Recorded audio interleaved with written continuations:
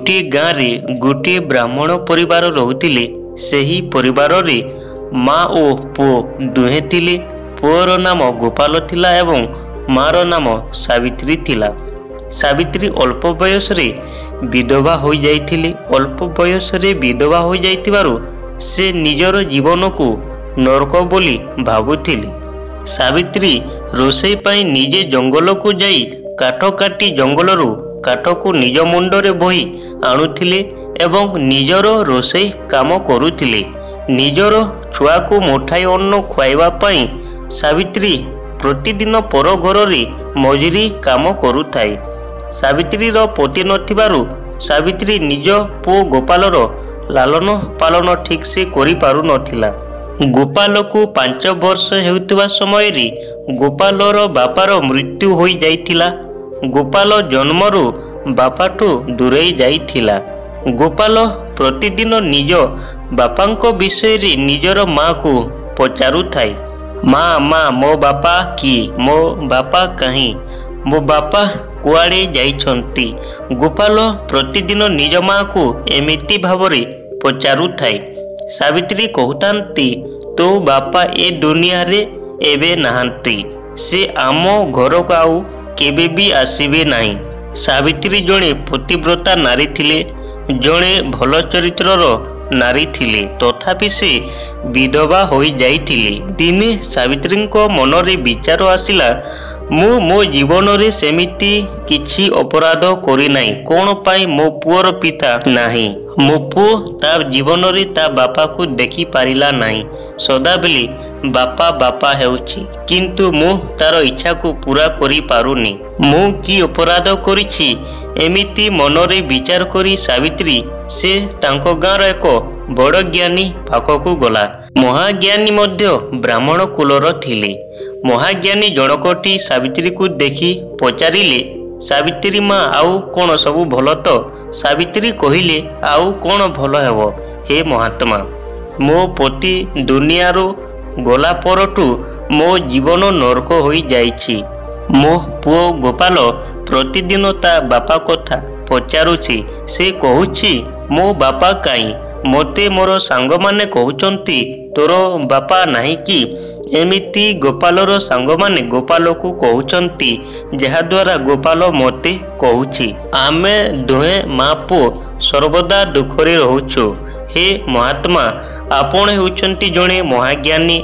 मो एमिति कि जीवन रे कि अपराध करिछि जहा द्वारा मोर जीवन नरक होई जाइछि। महाज्ञानी सावित्रीर मन कथा को बुझी पारी महाज्ञानी कहिले, हे माँ, तुमे जणे उत्तम चरित्रर नारी अट। मो मो जीवन काल भितरे तुम परि सुंदर चरित्र थिवा नारीटीए देखि नाही एवं तुम परि बहुत दुखित अवस्था थिवा नारी मध्य मो जीवन काल रे देखि नाही। महाज्ञानी सावित्री को कहतांती, तुमे ए जन्म रे किछि सेमिति अपराध करि नाओ। तुमे पूर्व जन्म रे पाप करिथिलो एवं सही पूर्व जन्मर पापर फल एबे भोगुछ। महाज्ञानी ठारो एमिति कथा सुनी सावित्री कहिले, हे महात्मा, मो एमिति कि अपराध करिछि जहा द्वारा मो पतिर मृत्यु होई जाइछि। ताहा पुणी विवाहर अल्प समयर अवधि रे तांकर मृत्यु होई जाइछि। दयाकरी मते कुहंतु यार मुख्य कारण कोन?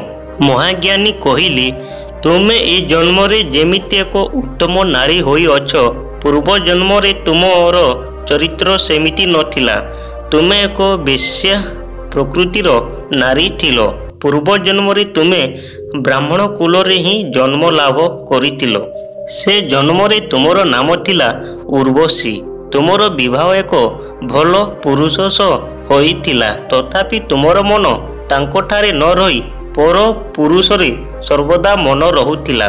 तुमे तुमर स्वामी नथिला समय रे पर पुरुष सह शारीरिक संपर्क रखुतिलो।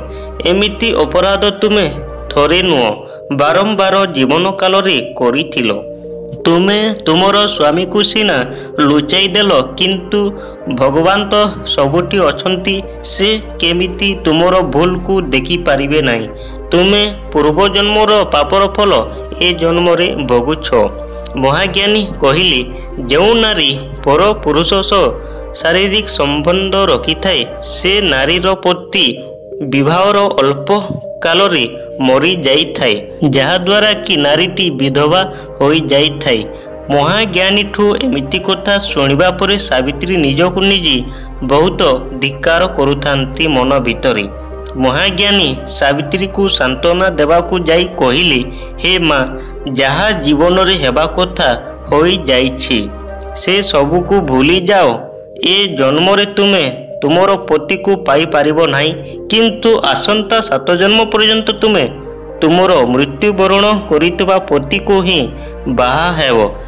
ଏହା ହେଉଛି ମୋର ଆଶୀର୍ବାଦ। ମହାଜ୍ଞାନୀ ସାବିତ୍ରୀକୁ କହୁଥାନ୍ତି, ଏ ଜନ୍ମରେ ମା ପାପର ଫଳ ଭୋଗି ନିଅ, କାରଣ ପାପର ଫଳ କାହାକୁ ବି ଛାଡ଼େ ନାହିଁ। ମହାଜ୍ଞାନୀ ପଣ୍ଡିତ ବ୍ରାହ୍ମଣଙ୍କ ଏମିତି କଥା ଶୁଣି ସେଠାରୁ ଦୁଃଖ ଅବସ୍ଥାରେ ପୁଣି ନିଜ ଘରକୁ ଫେରି ଆସିଲେ ସାବିତ୍ରୀ।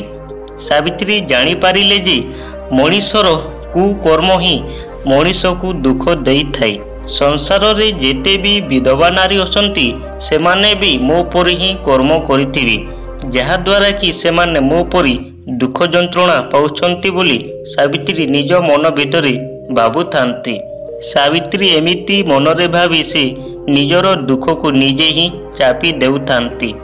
ଯାହା ହେବା କଥା ହୋଇଯାଇଛି, ଭାବିଲେ ଆଉ କ'ଣ ଲାଭ ହେବ? ଆଗକୁ ଯେମିତି ଭଲ ହେବ ସେମିତି ହିଁ ମୋତେ ଭାବିବାକୁ ହେବ, ସେମିତି ହିଁ ମୋତେ କରିବାକୁ ହେବ ବୋଲି ସାବିତ୍ରୀ ମନରେ ଭାବୁଥାନ୍ତି। ଯଦି ଆମର ଏହି ସୁନ୍ଦର କାହାଣୀଟି ଆପଣମାନଙ୍କୁ ପସନ୍ଦ ଆସିଥିବ ତେବେ ଭିଡ଼ିଓକୁ ଲାଇକ୍, ସେୟାର ଏବଂ କମେଣ୍ଟ ମାଧ୍ୟମରେ ନିଜର ମତାମତ ଦେବେ। ଯଦି ପ୍ରଥମ ଥର ପାଇଁ ଆପଣମାନେ ଆମର ଚ୍ୟାନେଲକୁ ଭିଜିଟ୍ କରୁଛନ୍ତି ତେବେ ଆମର ଚ୍ୟାନେଲକୁ ସବସ୍କ୍ରାଇବ୍ କରିବାକୁ ମଧ୍ୟ ଭୁଲିବେ ନାହିଁ। ଆଜି ପାଇଁ ଏତିକି। ଆଗାମୀ ଅଧ୍ୟାୟରେ ଆମେ ଏକ ସୁନ୍ଦର କାହାଣୀ ଉପରେ ଆଲୋଚନା କରିବା, ଯାହାକି ଆପଣମାନଙ୍କ ପାଇଁ ଶିକ୍ଷଣୀୟ ଏବଂ ଗ୍ରହଣୀୟ ହେବ। ରହୁଛୁ। ଜୟ ଜଗନ୍ନାଥ। ଭଗବାନ ସମସ୍ତଙ୍କର ମଙ୍ଗଳ କରନ୍ତୁ। ଭଗବାନ ସମସ୍ତଙ୍କୁ ସଦ୍ବୁଦ୍ଧି ଦିଅନ୍ତୁ। ଭଗବାନ ସମସ୍ତଙ୍କୁ ଶାନ୍ତି ପ୍ରଦାନ କରନ୍ତୁ। ଧନ୍ୟବାଦ।